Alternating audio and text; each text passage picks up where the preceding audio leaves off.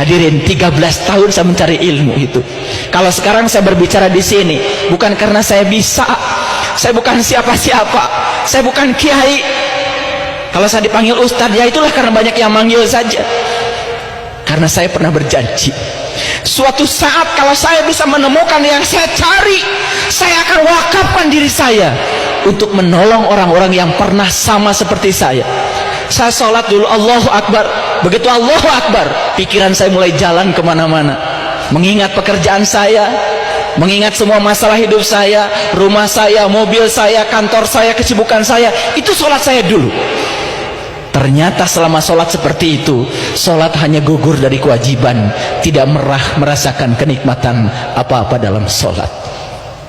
Hadirin kaum muslimin, kenapa sholat itu 17 rakaat? Kenapa? Kenapa 17 rakaat kok sama dengan nomor surat Al-Isra? Surat Al-Isra nomornya 17. Kenapa salat berjamaah itu kok 27 derajat? Sama dengan angka 27 Rajab hari ini.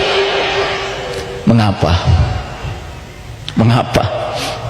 Kalau itu belum terjawab, belum tahu hakikatnya, tidak bertemu dengan guru yang mursyid untuk menjawabnya, kita tidak akan pernah sampai untuk menemukan sholat khusyuk. Sedangkan di Quran, saya tunjukkan ayatnya supaya ibu bapak mengerti. Mari kita kaji, walaupun satu ayat, kalau menggetarkan jiwa kita, dan setelah ini kita dapat hidayah, itu namanya hatam. 30 juz kita baca Quran berulang-ulang, tetapi tidak membuat kita tambah lembut, tidak dapat hidayah, itu enggak hatam. Malas itu pasti berhubungan dengan rasa.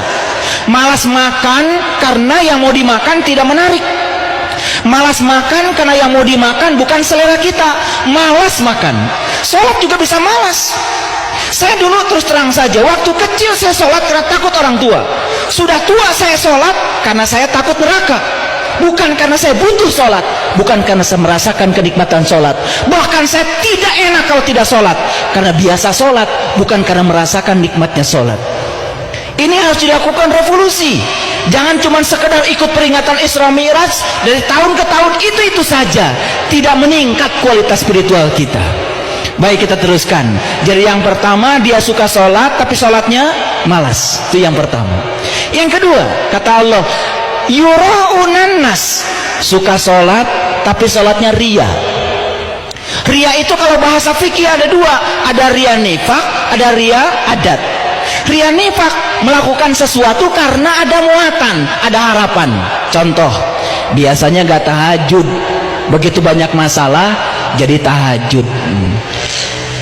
Sama seperti kita gak pernah berkunjung ke tetangga, tiba-tiba tetangga, kita berkunjung ke rumah tetangga.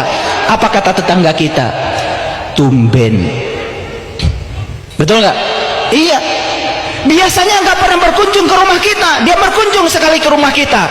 Kata tetangga kita, tumben. Ada apa ya? Biasanya nggak tahajud, ada masalah tahajud. Kata malaikat, tumben. Tahajud yang dilakukan kalau ada masalah, ini tahajud yang musiman, itu bisa terjadi ria. Betul? Yang kedua, ria adat. Apa ria adat? Ria adat itu melaksanakan sesuatu karena terjebak oleh kebiasaan. Biasa sholat, biasa jumatan, biasa saja terus begitu, tapi tidak mendapatkan manfaat apa-apa. Makanya kata orang bijak, kalau kamu melakukan